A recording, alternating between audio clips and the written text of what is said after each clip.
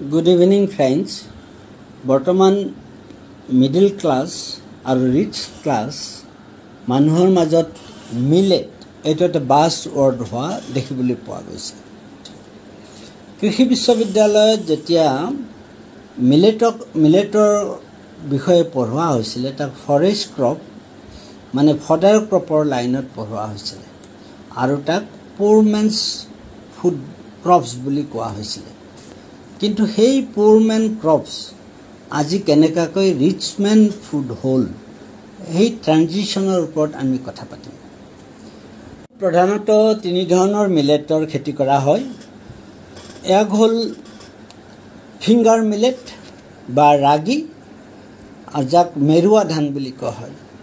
দ্বিতীয়তে হ'ল ক্ৰছু মিলেট যাক আমি চীনা বাজৰা বুলি কওঁ আৰু থাৰ্ডত হ'ল ফক্সটেইল মিলেট বা কণী ধান। গতিকে এই তিনি প্ৰকাৰৰ মিলেট প্ৰধানতঃ অসমত কৰা হয়।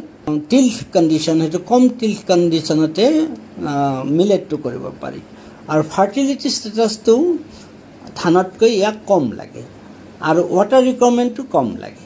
গতিকে দেখা যায় যে ইয়াৰ যিটো লেণ্ড ডিগ্ৰেডেশ্যন ষ্টেটাছ ধানতকৈ ইয়াৰ বহুত ভাল।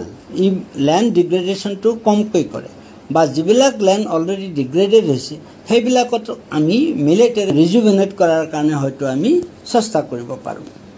ক্লাইমেট চেঞ্জ চিনাৰিঅ'ত যিহেতু ৱাটাৰ ৰিকুৱাৰমেণ্ট আপটেক টেম্পাৰেচাৰ ইনক্ৰিজৰ কাৰণে বা চব প্ৰপৰে বাঢ়ি গৈছে, ধানৰটো এনেই বেছি গতিকে তাৰো আৰু বাঢ়ি গৈছে আৰু বৰষুণ হয়তো হৈছে কিন্তু হ'লেও গোটেই এনুৱেল ৰেইনফলটো একে আছে কিন্তু পেটাৰ্ণটো খুব ইৰেটিক হোৱাৰ কাৰণে ধানৰ প্ৰডাকশ্যন কমি গৈছে।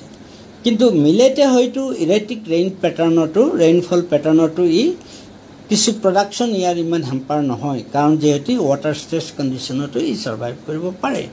ছইল হেল্থ কণ্ডিশ্যনৰ ফালৰ পৰা যদি আমি চাবলৈ যাওঁ ধানতকৈ মিলেটৰ যথেষ্ট ভাল। তাৰপিছতে অন্য এটা কথা যদি পোষ্ট হাৰ্ভেষ্ট চিনাৰিলৈ চাওঁ আমি গ্ৰীণ হাউচ গেছ ৰিলিজৰ ক্ষেত্ৰত ধানৰ ক্ষেত্ৰত যিটো মিথেইন বা নাইট্ৰাছ অক্সাইড গেছ ৰিলিজৰ যিটো এটা ডাঙৰ এনভাইৰনমেণ্টেল পলিউশ্যনৰ ইছ্যু আছে সেইটো মিলেটৰ ক্ষেত্ৰত নাই। গতিকে সেইফালৰ পৰা চাবলৈ গ'লে আমি মিলেটক এটা এনভাইৰনমেণ্ট বা ইক' ফ্ৰেণ্ডলি ক্ৰপছ হিচাপে বা ক্লাইমেট ৰেজিলিয়েণ্ট ক্ৰপ হিচাপে আমি ইয়াক গণ্য কৰিব পাৰোঁ। তাৰপিছতে ভেলু এডিশ্যনৰ ওপৰত ধানতকৈ মিলেটৰ মাৰ্কেট প্ৰাইচ বহুত বেছি। কেজি মিলেটৰ বৰ্তমান যদি আপুনি মাৰ্কেটত আমি চাওঁ প্ৰায় 250ৰ পৰা 400-500লৈকে পোৱা যায়।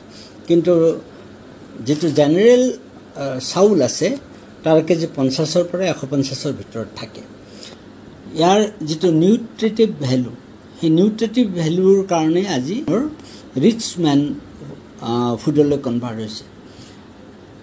100 গ্ৰাম ধানৰ চাউলৰ লগত যদি আমি 100 গ্ৰাম মিলেটক তুলনা কৰোঁ তেতিয়াহ'লে ইয়াৰ protein, fibre, carbohydrate, mineral, vitamins আদি প্ৰায় ধানতকৈ দুগুণ হয়।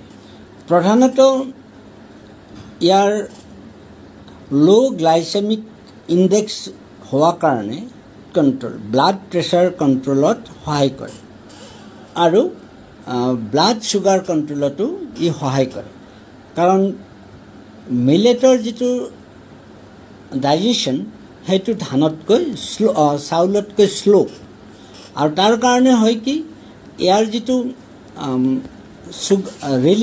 Release of sugar to the blood মিলেটৰ ক্ষেত্ৰত শ্ল' হয়। তৃতীয়তে হৈছে ইয়াৰ এণ্টি অক্সিডেণ্ট। এই এণ্টি অক্সিডেণ্ট ৰিচ হোৱাৰ কাৰণে ইয়াৰ যিবিলাক bad effect of free radicals আছে সেইবিলাকক ই কণ্ট্ৰলত ৰাখে আৰু তাৰ কাৰণে DNA হাৰ্মৰ পৰা ই বডিক প্ৰটেক্ট কৰে আৰু তাৰ কাৰণে আমাৰ চেলবিলাক কেঞ্চাৰাছ চেললৈ কনভাৰ্ট হোৱাত ই বাধা দিয়ে।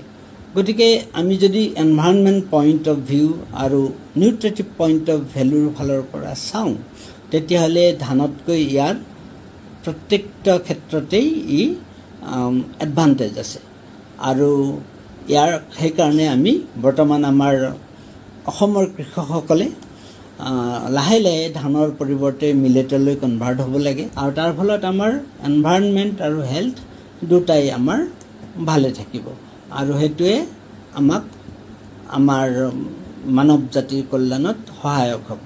ধন্যবাদ।